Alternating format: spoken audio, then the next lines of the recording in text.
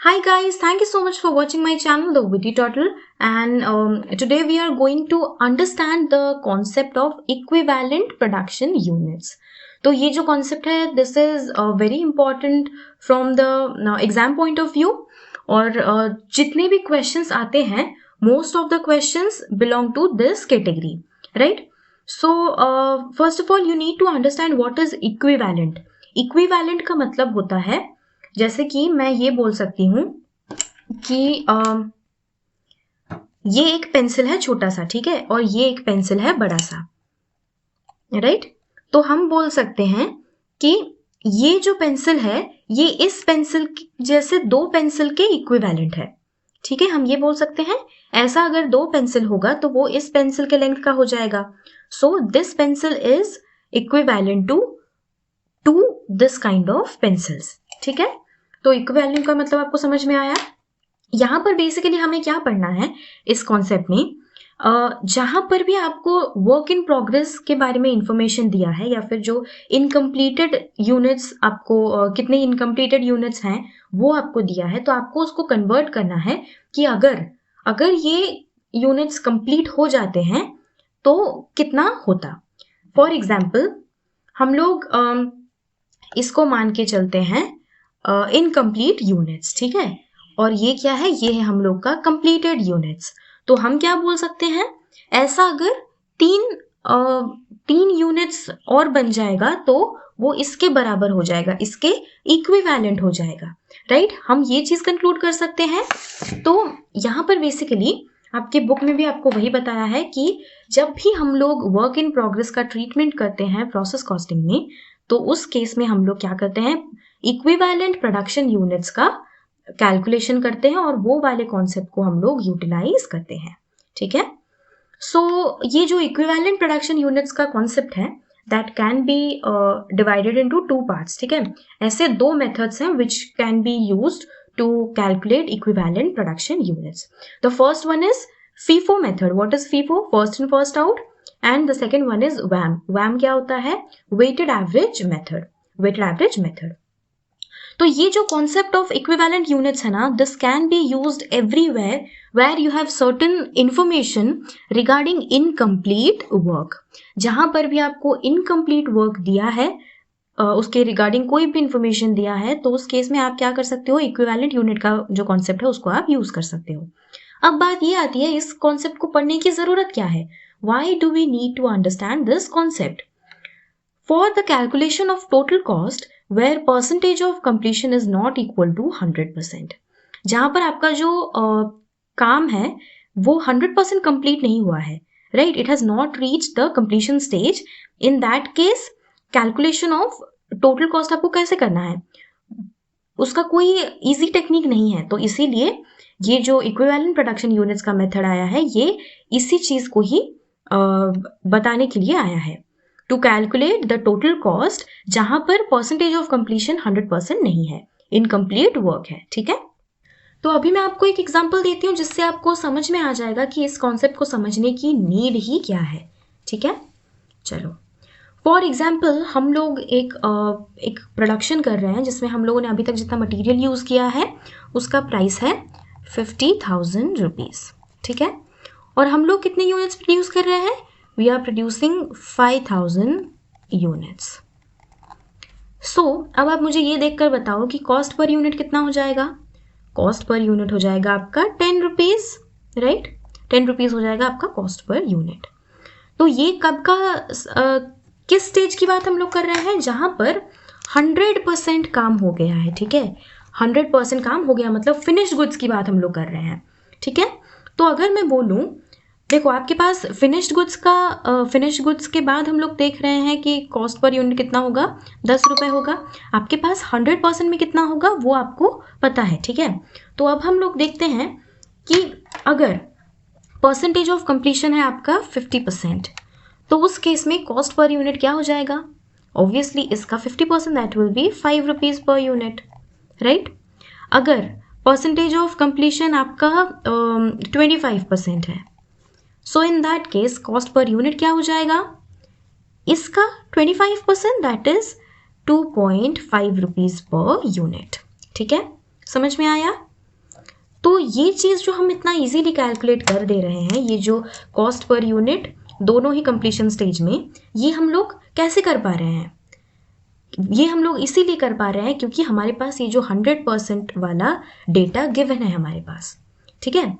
अगर हमें 100% वाला डेटा नहीं दिया होता तो हम लोग कैसे कैलकुलेट करते? अगर हमें बोलता कि जो नंबर ऑफ यूनिट्स प्रोड्यूस्ड है अभी तक 1500 यूनिट्स प्रोड्यूस हुआ है, लेकिन सब 50% कैपेसिटी पर है, मतलब 50% कंप्लीट है, कोई भी यूनिट पूरा कंप्लीट नहीं है, तो हमारे लिए उसको कैलकुलेट करना डिफिकल्ट हो जाता।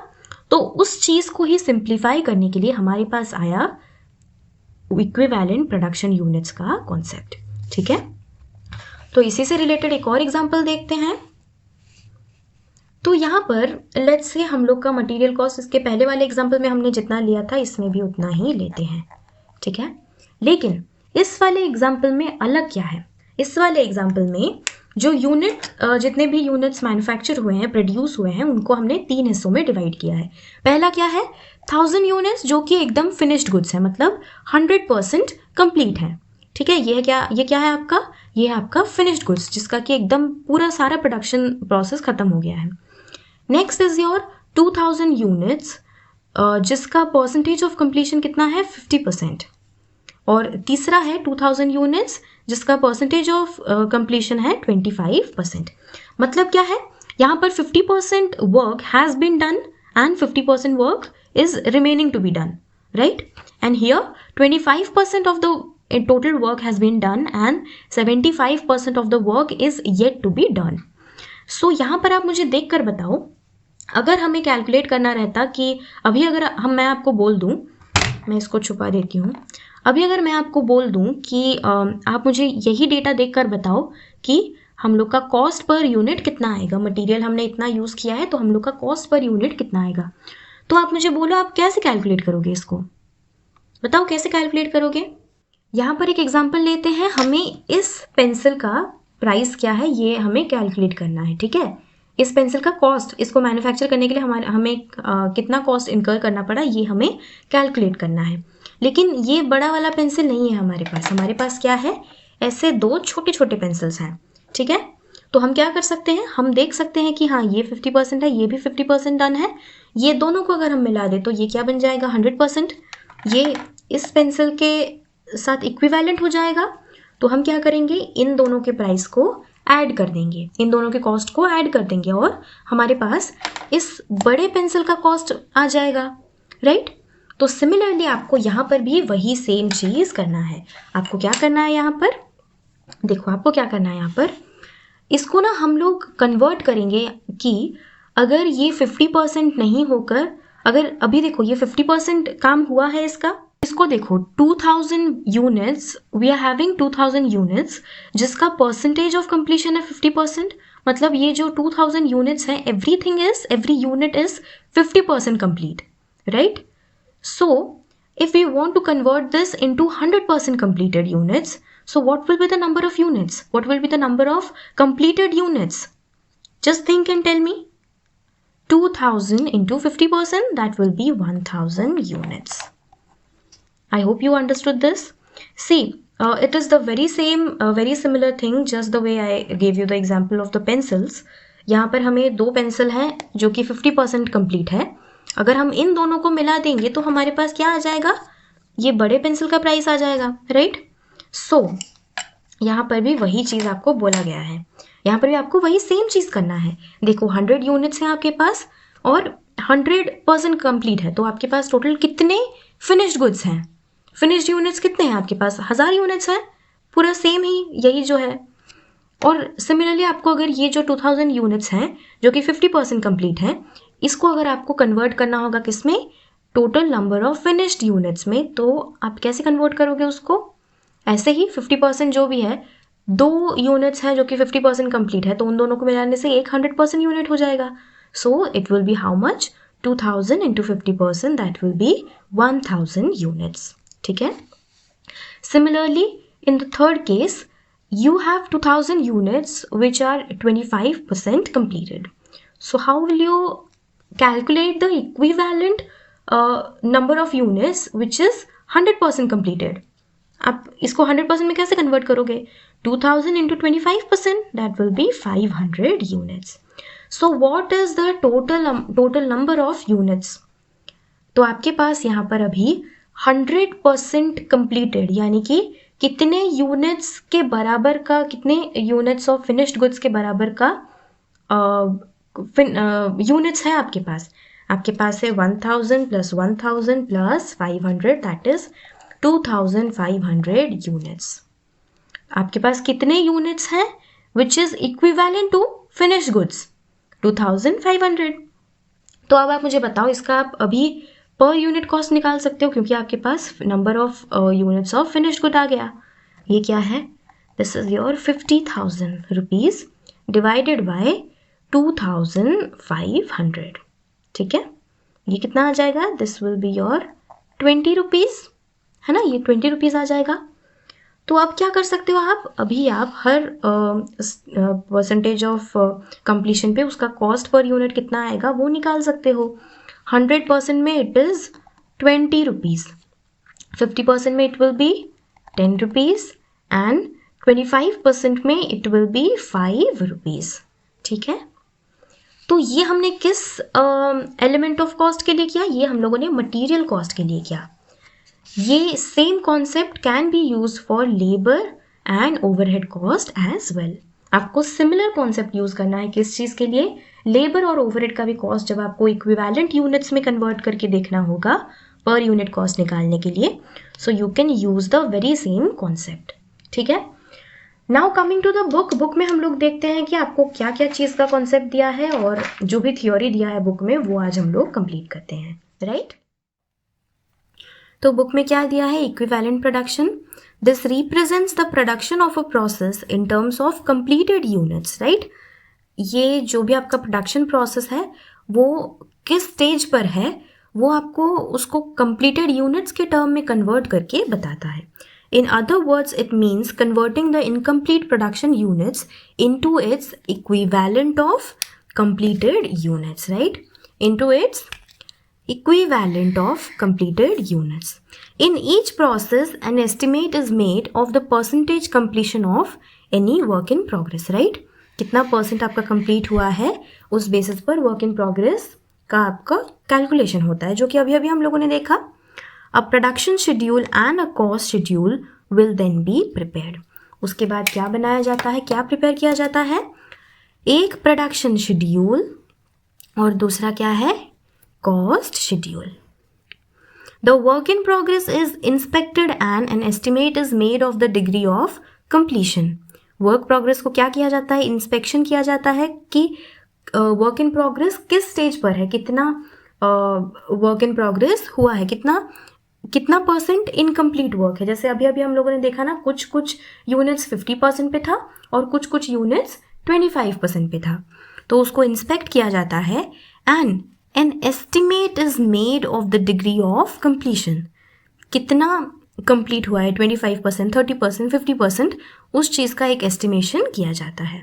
Usually on a percentage basis. Generally क्या होता है? परसेंटेज के बेसिस पर किया जाता है. It is most important that this estimate is as accurate as possible because a mistake at this stage would affect the stock valuation used in the preparation of final accounts. Obviously, यहाँ पर जितना आप accuracy ला सकते हो, उसमें जितना accurately आप इस estimation को कर सकते हो उतना ही ज़्यादा सही होता है, क्योंकि यही जो stock valuation होता है ना, ये आपका final accounts में भी जाता है. तो obviously उसमें गड़बड़ हो गया तो दिक्कत हो जाएगा. So the formula for equivalent production is, equivalent production आप कैसे करोगे? See, equivalent units of work in progress equals to actual number of units in process of manufacture into percentage of work completed. अभी आपको समझ में आ रहा होगा, जैसे मैंने बताया था 2000 into 50%, 2000 into 25%, राइट? यहाँ पर एक एग्जाम्पल दिया है, ये आप पढ़ोगे तो समझ में आ जाएगा. फिर हम लोग देखते हैं कैलकुलेशन ऑफ इक्विवेलेंट प्रोडक्शन.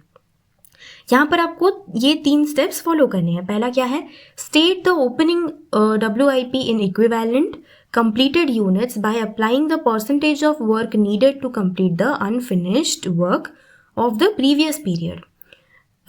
जैसे कि एक एग्जाम्पल दे रहा है यहाँ पर, आपका अगर ओपनिंग वर्क इन प्रोग्रेस है 100 यूनिट्स, ठीक है। ओपनिंग वर्क इन प्रोग्रेस मतलब क्या, कल आपने कुछ मटेरियल लाए थे आप, और उसको आप आपका जो प्लांट एंड मशीनरी है, प्लांट में आप डालकर उसको चले गए थे, दिन खत्म हो गया आपका, वर्किंग आवर्स खत्म हो गया, आप चले गए थे। जब आप सुबह फिर से आए आज, तो आपने क्या देखा, आपका जो ओपनिंग वर्क इन प्रोग्रेस है, मतलब जो कल जो आधा काम आपने जो भी काम कल आपने आधे में छोड़ दिया था, वो आज आपका ओपनिंग वर्क इन प्रोग्रेस है। तो वो क्या है, 100 यूनिट्स है, विच इज़ 40% कंप्लीटेड, ठीक है, 40% completed.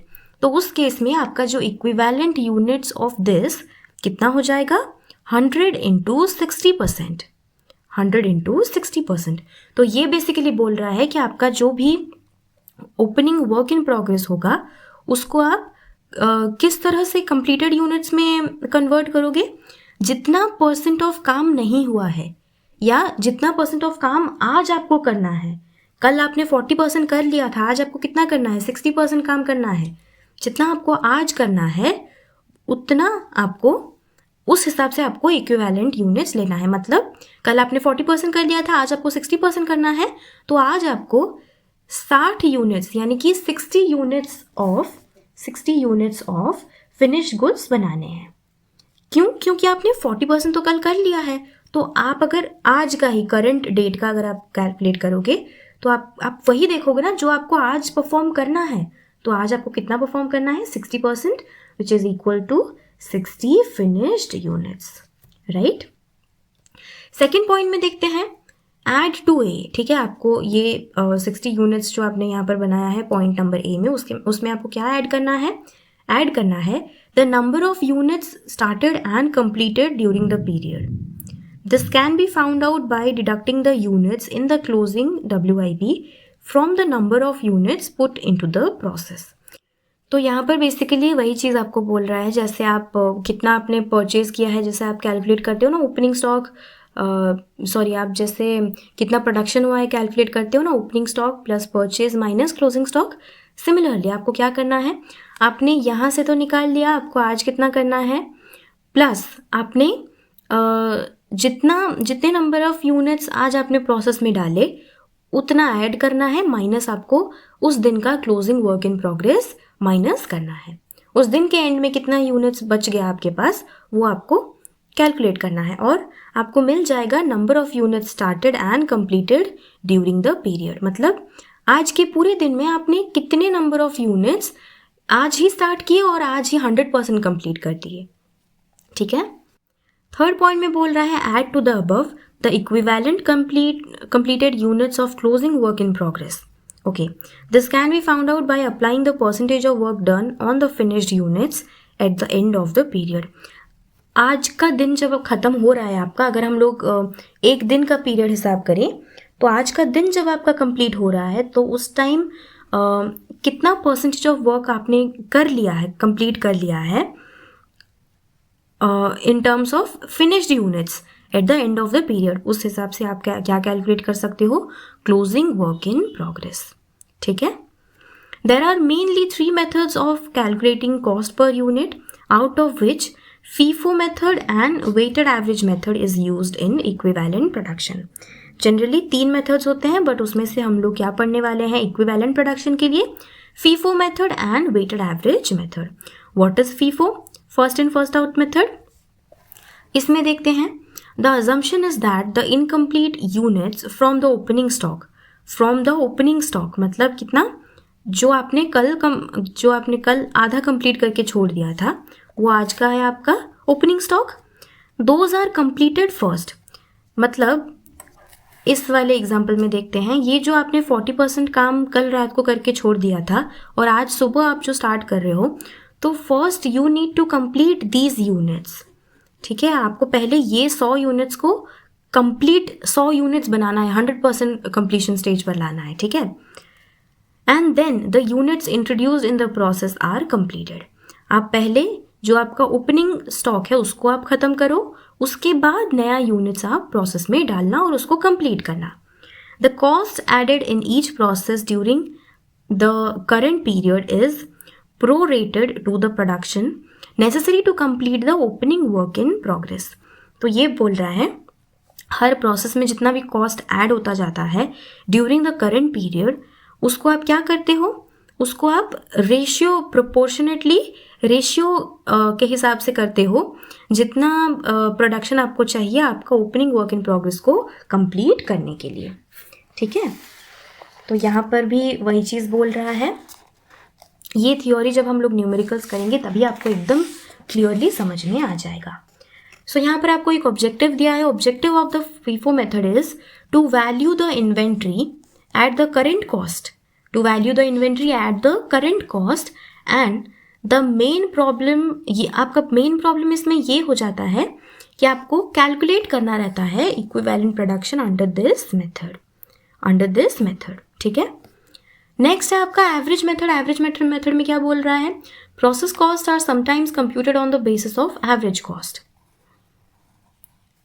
where degree of completion of opening work in progress is not given, जहाँ पर opening work in progress आपको दिया नहीं है, उस केस में एवरेज मेथड यूज़ किया जाता है। द एवरेज प्रोसेस कॉस्ट कैसे ऑब्टेन किया जाता है, by adding the cost of opening work in progress. जो आपका ओपनिंग वर्क इन प्रोग्रेस रहता है उसका कॉस्ट जो भी रहता है उसको ऐड करके जो आपका एवरेज प्रोसेस कॉस्ट आएगा उसको कैलकुलेट किया जाता है। And the cost of units introduced in the process during the current period, जो भी आपका cost of units जो नया आज इंट्रोड्यूस किया गया है वो आपको क्या किया जाता है, वो जो आपने आज इंट्रोड्यूस किया है उसका भी आपने कितने यूनिट्स आज डाले हैं वो टोटल कॉस्ट आपका जितना होगा उससे डिवाइड करके उसको कैलकुलेट किया जाता है। तो इसका मेन ऑब्जेक्ट क्या है, ये है कि to even out the fluctuations in prices and hence is used when the prices fluctuate widely during a particular period. जब ना आपका रॉ मटेरियल हो गया या फिर जो लेबर आवर्स के हिसाब से लेबर रेट हो गया वो अगर किसी एक पर्टिकुलर पीरियड में बहुत ज़्यादा फ्लक्चुएट कर रहा है, ठीक है, तो उस केस में उसको स्टेबल कराने के लिए ये जो एवरेज मेथड है ये यूज़ किया जाता है। नेक्स्ट है आपका weighted average method. If a manufacturing unit is manufacturing 2 or more products, obviously बात है वेटेड एवरेज कहाँ पर यूज़ होता है, जहाँ पर मोर देन 1 प्रोडक्ट्स का मैन्युफैक्चरिंग होता है, which are quite dissimilar to each other, मतलब जो कि एक दूसरे के साथ सिमिलर नहीं है, जो कि एक दूसरे से काफ़ी अलग है, उस केस में ये जो मेथड है ये यूज़ होता है। इस केस में क्या किया जाता है, weighted average is computed and used in valuation of the incomplete units. Weighted average compute किया जाता है और हर एक इनकम्प्लीट यूनिट्स के वैल्यूएशन में यूज़ किया जाता है। ठीक है, आई होप आप लोगों को आज का ये क्लास पसंद आया होगा, इक्विवेलेंट प्रोडक्शन का कॉन्सेप्ट अच्छे से समझ में आया होगा। और लास्ट क्लास में मैंने जो आपको होमवर्क दिया था इलस्ट्रेशन नंबर 26 वो भी आई होप आप लोगों ने अच्छे से कंप्लीट कर लिया है। इसके बाद हम लोग देखते हैं कि इलस्ट्रेशन नंबर 27 एंड 28 क्या बोलता है। आप इलस्ट्रेशन नंबर 27 एक बार आप घर में ट्राई कीजिए, अगर नहीं हुआ तो कोई बात नहीं, मैं आने वाले क्लास में ये एनीवे डिस्कस करूँगी। अगर आप लोगों को ये वीडियो पसंद आया तो प्लीज़ इस वीडियो को लाइक कीजिए, मेरे चैनल द वेरी टर्टल को सब्सक्राइब कीजिए और मैं 1000 सब्सक्राइबर्स तक पहुँचने वाली हूँ, प्लीज़ हेल्प कीजिए मुझे इस माइलस्टोन तक पहुँचने के लिए। और इस वीडियो को शेयर कीजिए, मेरे चैनल को शेयर कीजिए। और अगर आप लोगों ने अभी तक मेरे टेलीग्राम चैनल को ज्वाइन नहीं किया है so please join my channel, it is a very active group, आप जो भी डाउट्स पूछोगे उसमें क्लियर हो जाएगा, राइट।